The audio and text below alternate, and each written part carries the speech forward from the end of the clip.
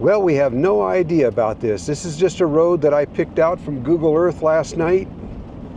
And it goes up to the top of those mountains in front of us, gets up to about 8,000 feet. And we have no idea what this road is going to be like. So far, it's not very good, and we're just starting. Many times we've turned around and gone back out. Okay.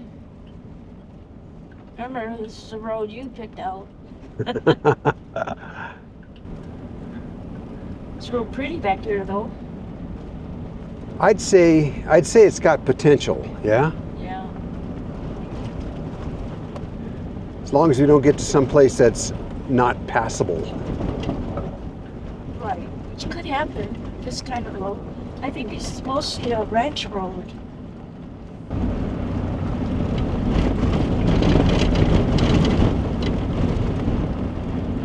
Well, we're coming up on juniper forest, so that's positive. That's good. So we're starting out here at 6,200 feet.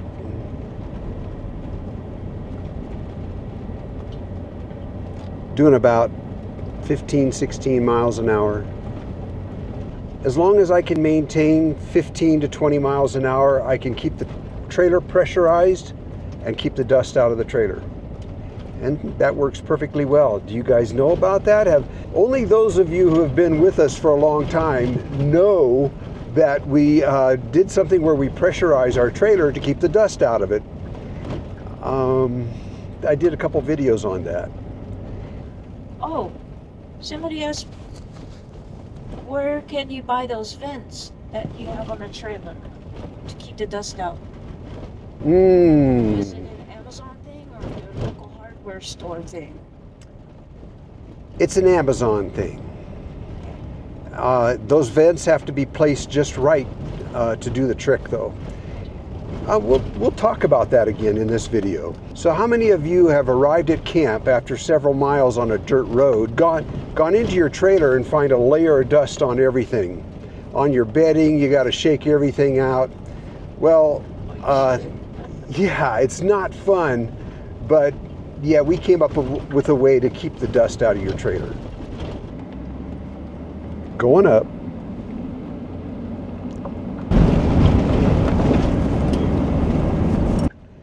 This is another great Gonagain adventure.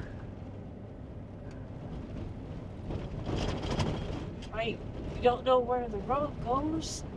Well, we're going. We've seen some pullouts that have been used for camping. Not recently. You can tell that this road is not super popular. It's not in regular use. It is a pass, though. It goes over the top and down the other side. I didn't look to see where it goes after it goes over the other side, though. I was just looking for altitude for cooler temperatures, and I saw at the top that there was some pullouts up there, so that's why we chose this road. This is beautiful.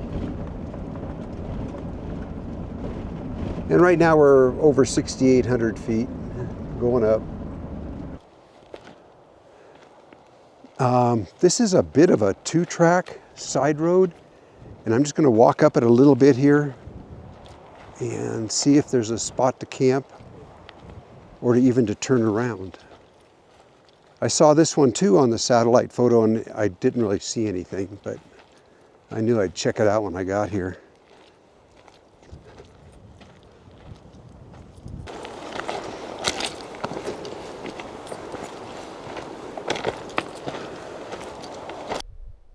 Not level at all. That's one thing you can't tell from a satellite photo, is if the ground is level or not. This might work though. Walking back down, I did see this spot. I could back into there. So I pull up into here and back into here. This could work.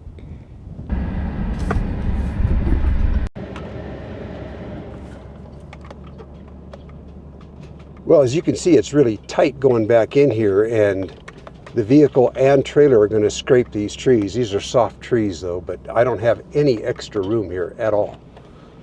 Nothing.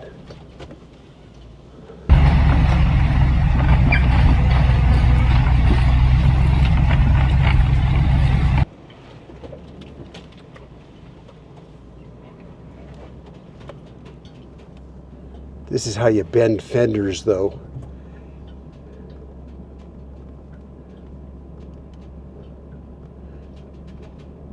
I got it in four-wheel drive, just creeping back in here.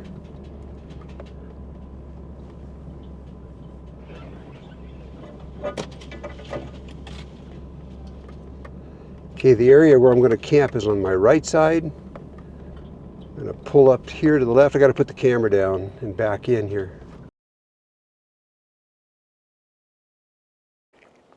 Boy, it sure doesn't do any good to wash it. Oh well. Well, by piling a bunch of stuff up on one side,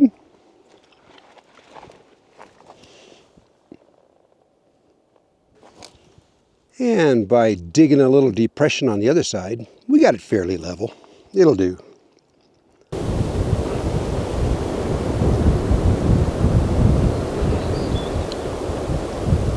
Now we just have to look for a shady place to set the chairs. Over here might work. This view might just give you a little bit of an idea about how tight this was. Not bad, but what made it bad was getting the trailer leveled. So you got cell service up here, Linda? Yeah, I do. Believe it or not. Yeah, because we are basically in the middle of nowhere. Oh wait, it just went away. Well, we'll set up a Starlink. I did when I first stood here. Maybe you're blocking it. It's going to be fun. No, I got it again. Well, good. It's going to be fun to explore this canyon. That's for sure. So we're about 50 miles south of Ely, and we're on the west side of Highway 93 pulling up into this place. It was really bad coming in here though. So I wouldn't suggest anybody trying to do this except in maybe a pickup camper or a small trailer like this. And it's got to be a pretty rugged trailer. Don't try taking anything larger than this on roads like we just came up.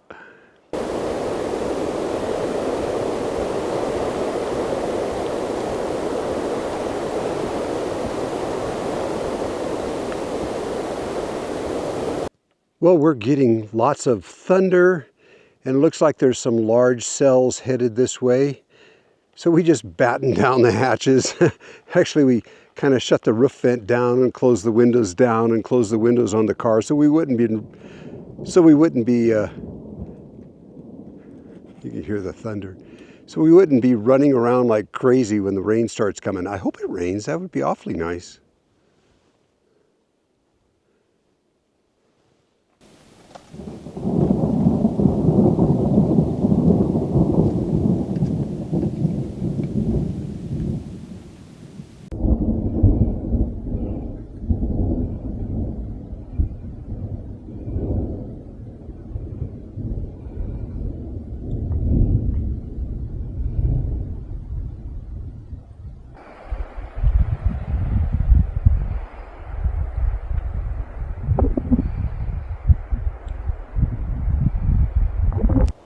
Cool air feels good, doesn't it?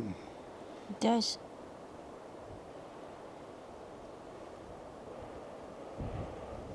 It's nice to sit here and listen to the wind through the trees. Well, just looking at our outfit, how long do you think we really are, Rick? I don't know. But I guarantee you we're more than that 22 feet that we were supposed when we went down to into the North Rim. Yeah. I thought when it said tow length max 22 feet, I thought they meant max for the trailer was 22 feet. Yeah. No, I read the sign that said car and tow vehicle combination 22 feet and over was prohibited. Mm. But I thought, we're about 25. I But don't know. we really should measure it. Yeah. Do you have a measuring tape? Well, remember that time? I don't know why, but I found 3 measuring tapes in my purse. Really? Yeah. So, yeah. They may be little ones, but heck, we can string them together. Are they all 3-footers? I think one is a 6-footer. But anyway, so if you ever decide to put in real drawers and stuff for a galley in the back of the Yukon, You don't like those ones that I roughed together? well, are rough. Yeah, they're not on sliders or anything. You know, I'd build new drawers, except I can't find a measuring tape. I think they all decided to live in my purse. I think so. I don't know why. Well, one was given to me by my sister. So she was probably lightening her load of measuring tapes. So in your everyday carry, you know, you got a lighter, you got a knife, you know, you got, your keys. Did you bring your measuring tape? Yeah. You know, even though we travel down miles and miles of dirt roads with just plumes and trails of dust behind the trailer billowing out behind, we don't get dust inside the trailer. And a couple of years ago, I did 2 videos on keeping the dust out of your trailer. I'm going to reintroduce those 2 videos to you right now just to explain how you can keep the dust out of your trailer too. I'm not going to go into detail because I do that in the videos.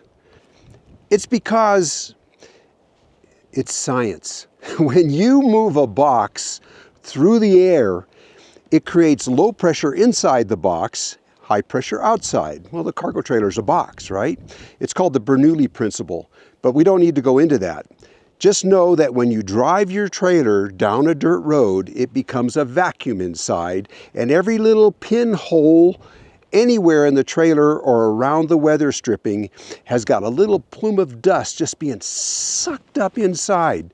And of course that gets distributed over everything, your countertops, your bedding, your shelves, everything.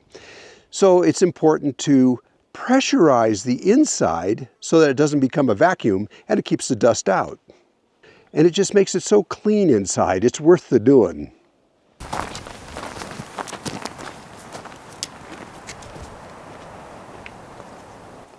Well, at least the breeze has a little bit of coolness to it. Not so much, but just enough.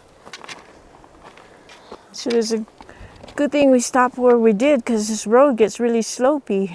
Yeah, it pretty much turns into an ATV track from this point on. Yeah.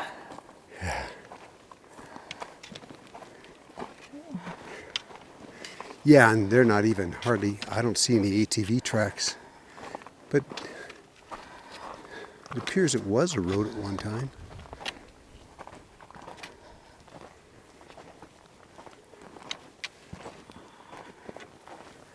Yeah, it's mostly turned into like a wash or something. Yeah. Man, they must get heavy rains here. Holy moly. To see some of the big rocks I've seen washed down the, in the dry wash and the big chunks of wood. I guess it must pour here.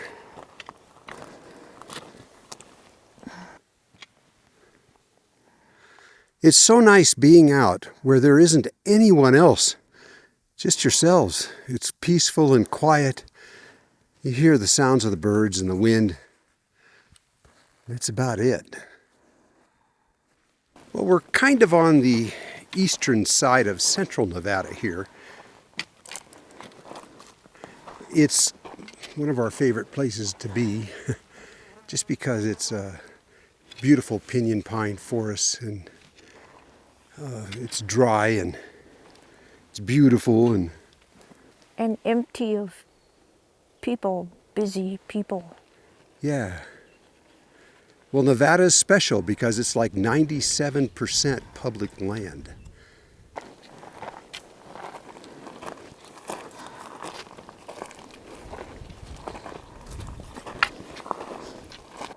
Hey, what else eats ants? Well, we don't have anteaters here, so what do you mean? Well, that was just dug up. There's a whole bunch of ants. So was that. I don't know. I don't know if bears eat ants or not. There's bears here. Black bears anyway, but that would be the only thing I could think of. Or What? there's a random anteater at loose. Somebody's escaped pet. Yes. Could be. Let's see if there's any tracks in the sandy wash.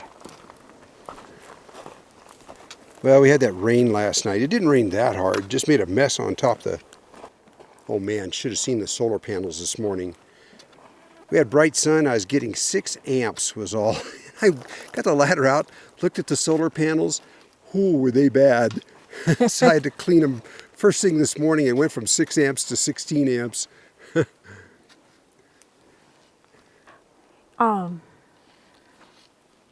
Anyway, I forgot my bear spray. Oh, that bear spray. I brought mine. Okay, good. But I wanted to make a point for women or small women. It's really hard to have one that's fast to acquire. She's talking about a holster. Yeah, because you have your backpack and there's only a small area where you can carry it. And so anyway, make sure whatever you end up with is easy to acquire, that you don't have to lift up your shirt or move your pack or go across here. I haven't found one yet. So if any of you know of one that's easy to wear for a small person, I have been using lately, that I forgot, a fanny pack with the zipper open, but it's still not easy to pull out. Anyway, that's all I got to say. Because bears attack fast. In the videos, they show bear spray and they show, oh, the bear is sniffing around your camp. And then you spray it with the bear spray and it runs off. And they say, oh, the bear spray worked. But when a bear attacks, it comes out of the bushes in a rush. Right. We're talking about attack mode, not... Exploratory mode. Yeah, or what's in that garbage can, or I'm just walking through the woods and look at those people over there. I'm going to keep on going. That's totally different than bear attack. Yeah, bear attacks happen fast, and whatever you have, if it's bear spray, then the safety needs to be pulled off of it, and it has to be right where you, either in your hand or where you can just pull it out instantly. And the same thing with a firearm. It's got to be instantly accessible. Right. Okay. Shall we continue? Is that all you have to say about that? Yeah, pretty much, until I think of something else. Okay.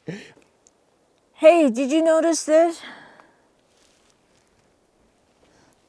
This is how high the water was Oh, in this little wash. See that? That's a high water mark.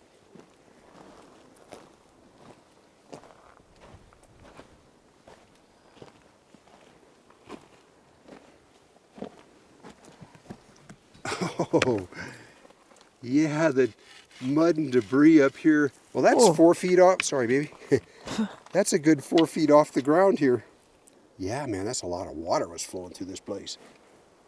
Coming down off the mountain, that's for sure. That must have been something to see. What we're seeing here, though, is lots of evidence of a really, really wet spring with a lot of new little washes draining down into this one. You can just tell everything has just They moved. they had a good monsoon season. Nevada did. I remember seeing it in the news, and boy, we can see evidence of it now. Yeah, that's good though. Yeah, people think Nevada is a really dry, deserty state, but it has a lot of water. The Great Basin has a lot of water underneath it. Yeah. It has what they call large aquifers. Yeah.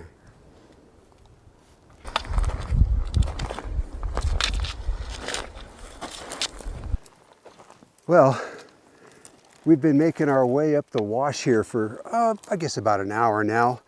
The ridgeline on the right seems to be getting higher, but the ridgeline on the left is getting lower, and the idea is to take that ridgeline back to camp when we finally get to the top. But it's been fun. Yeah. Yeah. And we're looking for arrowheads. We're not seeing, of course we can't keep them, this is public land, but doesn't mean you can't look for them and appreciate them and photograph them. We're not even seeing any flakes, but that doesn't mean you're not going to find arrowheads, because this is a great place to hunt. So Yeah. they're going to be here. Don't know if we'll find one, but seldom do, but always looking. It makes it fun to be out. I found lots of rocks that look like arrowheads, But they, but they're just rocks. oh well. I see those too. That's why we carry sticks, is so we can turn stuff over without having to bend down and be disappointed. This is Paiute country, right? Right. Didn't they farm? Oh, yeah. I think the Paiutes were farmers, so they wouldn't have wanted to live up here, but they would have hunted here. Yeah, also remembering that periods of time in history, the climate is different, so. Yeah. And we're talking 1,000 to 2,000 years ago, so things could have been very different. Mm-hmm. Yeah, cool. Well, let's keep going. Okay. You gonna drag me up there? No, I'm going to go that Okay. way. Okay, we go. Oh, I can do that. Yeah, okay. Yeah. Yeah. Actually, I can do that too, but we're going that way? Yep, let's Okay. continue on up. All right. I see a place to take a break.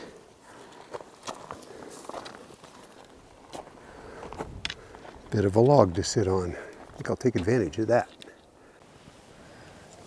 No cell service? Nope. I'm just trying to keep up to when our number 3 granddaughter comes home.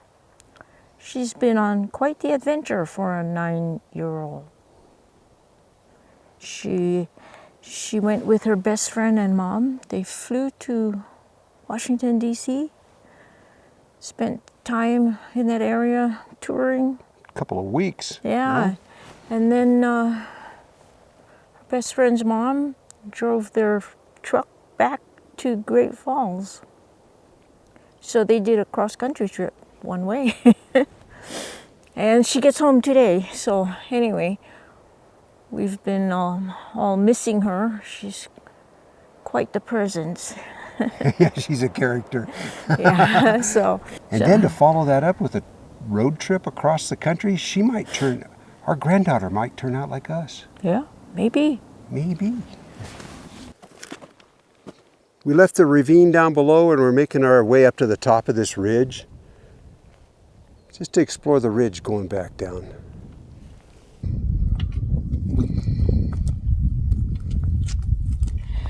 The information I read about the Mount Grafton Wilderness Area, the wildlife, they also mention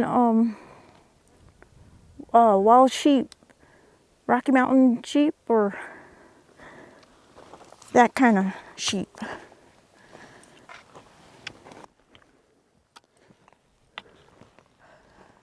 I give her credit for making these climbs and stuff, because she's still got 8 screws and a couple of plates in her ankle, and it does get sore after a while. But you still doing it, huh, baby? What? Climbing. Yeah.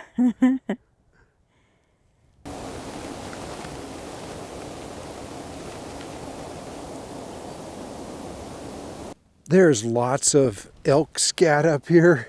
I mean, everywhere I look, there's piles of elk scat. But it's amazing how even the animals like to come up here and enjoy the view.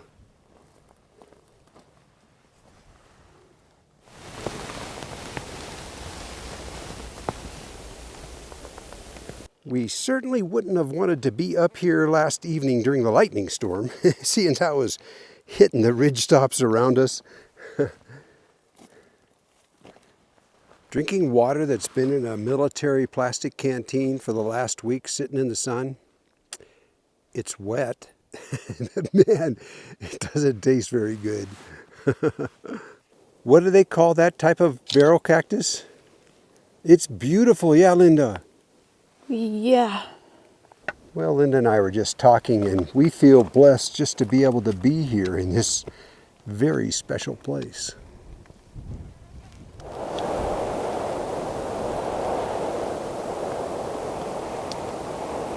Oh, wow. I thought this was a dead trunk, but it's still a live tree. Wow. It looks like a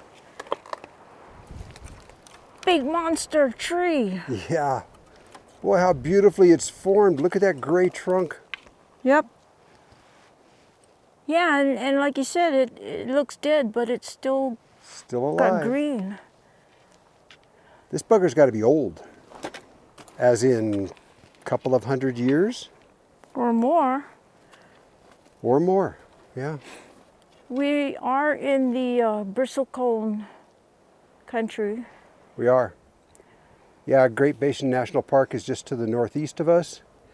And up in the upper elevations of those mountains are the Bristlecone pine trees that are thousands of years old. Yeah. They said the young ones that we hiked up to were, 4,000? Mm-hmm. And those are the young ones. Be sure to check back next week. Linda makes a fantastic one-pot meal that you're going to love. It's really delicious. Then we get back on the road and we head up to the top of this pass where we find some amazing places to camp, beautiful scenery, places to explore. And then on the way down the other side, we run into this original sod roof settler's cabin, and we explore that, and then on to the Ward charcoal ovens built back in the late 1800s for smelting gold. Anyways, be sure and check back. We think you're going to like this.